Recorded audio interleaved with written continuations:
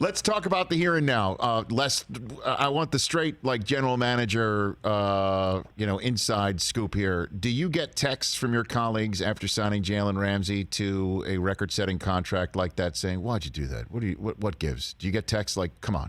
Do you get something like that from colleagues? You get a few of those, but usually the texts you get are going to be from maybe closer comrades that it's more in joking, but and maybe it's that time of year, right, where you're getting close to keeping score, so you don't get any really serious text. But there's a germ of truth, even some jokes. Like, I mean, do you, when you make a deal like this, know, okay, I'm setting when I do this, I know that I'm resetting a market for a lot of my colleagues, but I don't care because this is my player and I'm going to do it.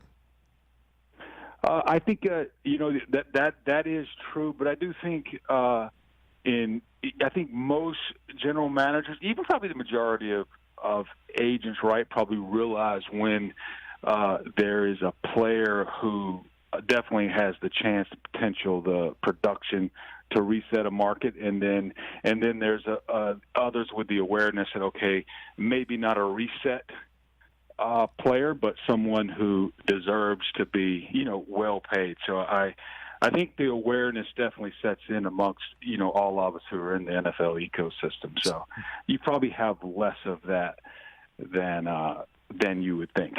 Okay, and then in terms of the next several years, though, the cap maybe being where do things stand on the COVID-19 front with the cap over the next couple of years, and how you're trying to work it into Ramsey, knowing what your Goff contract is, knowing what your Donald contract is? How does that all operate for you right now?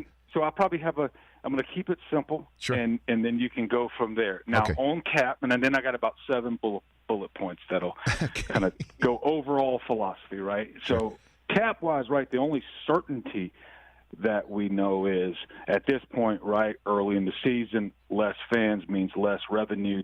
So there is now a floor on the cap. What the real cap is still uncertain, but we definitely need to prepare for that certainty that what if it does get to 175 based on lost revenue. So that's to be determined. I think end of the day, big picture, and then we can get to specifically Jalen Ramsey, right?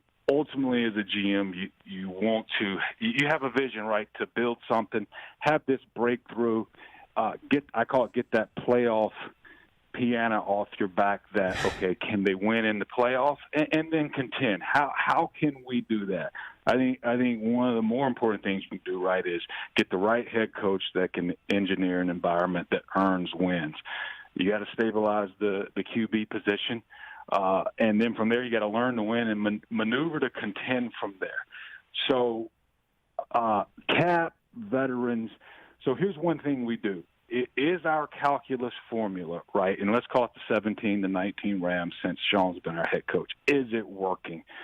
So do we know on the show the formula, the AB? So actual value, kind of an analytics formula. I'm not sure who came up with it, but one way to measure, it's an independent way of measuring players who play, start, produce, get awards. So obviously in the trade, maybe UFA, free agent signings, waiver claims, since 17, we're first in average per contributor in that formula. So that's where a Jalen Ramsey comes in. But when you take on this philosophy and actually start to execute it, and you give up some first rounders for some known contributors, yes, definitely need to get on base, hit some doubles, even some triples in the 2nd through 7th round. But in that same, using the AV formula, probably since 17, we're 7th in the NFL in cumulative AV from 2nd through 7th rounders, eliminating the first rounder. Hey, you watched all the way to the end. Thanks for that. Watch more right here.